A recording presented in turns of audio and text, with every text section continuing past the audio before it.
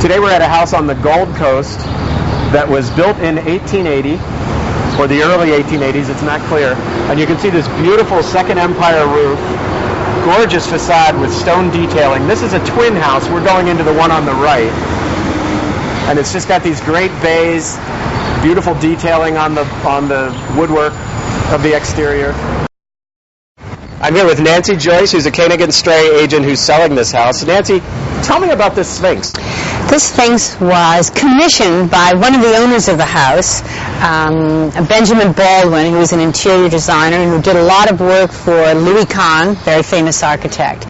All the owners, since Mr. Baldwin lived here, have always kept it. And that's why we call this the Sphinx House on State Street. I like this columned mantle. It looks great. It's lovely, but it's not original to the house because the house is from 1880 and this is probably a later period, put in by one of the previous owners. The original mantles were probably sold off by Benjamin Baldwin, a very famous interior architect who lived in this house from the late 50s to the early 60s. How about all this molding? There's great molding around the ceiling. This molding also is not original to this period of the house. It was added on later, probably in the in the 80s. It's a very expansive living room. Well, you know, originally this house would have had 2 front parlors and then a formal dining room and a kitchen in the basement. So but this would have been 2 rooms? This would have been 2 rooms. 2 tiny rooms.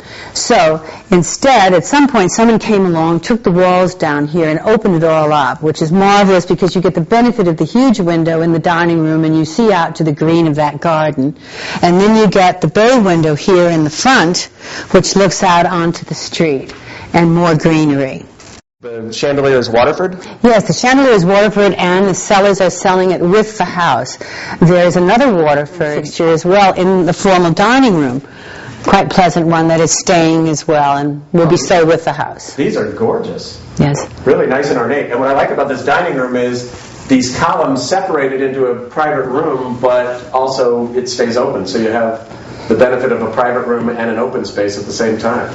Yes, and the floor is raised, which sort of also defines the room at the same time, rather than having walls. That's a nice layout. Okay, the Phillips have this book, Ben Baldwin's An Autobiography in Design. He's the man who lived here in the 50s and put up the Sphinx out front that we've seen. And you can see how he had it. He had these beads separating the 2 rooms. The dining room had a dropped floor. Now it's a raised floor, so they've gone back up above the neutral line. But I like the way it looked in the 50s. So now we're on the 2nd floor of the house, which is conveniently the master suite. Not much of a climb to get here. The whole floor is the master suite? It is. Nice and private. Lots of extra closets on one side here, other sets in the bedroom. Wonderful view out these 3 windows to just the treetop view of State Parkway. Very leafy. Wonderful in the summer. The fireplace here is one of 3 in the house. Very comfy and deep. None of them original, you said? Ben Baldwin took them out? Well, that's what we're thinking, that he removed them. So the mantles are not original. But the fireplaces themselves are very deep with good flues. So very comfy on cold afternoons. Next to the family room is a lovely and spacious master bedroom, with rather a marvelous mantelpiece that we think is French, not original to the house, but a wonderful piece. Is it terracotta? No, I actually think it's enamel. Oh, wow. And how high is the ceiling in here, Nancy? I would say 9.5 feet.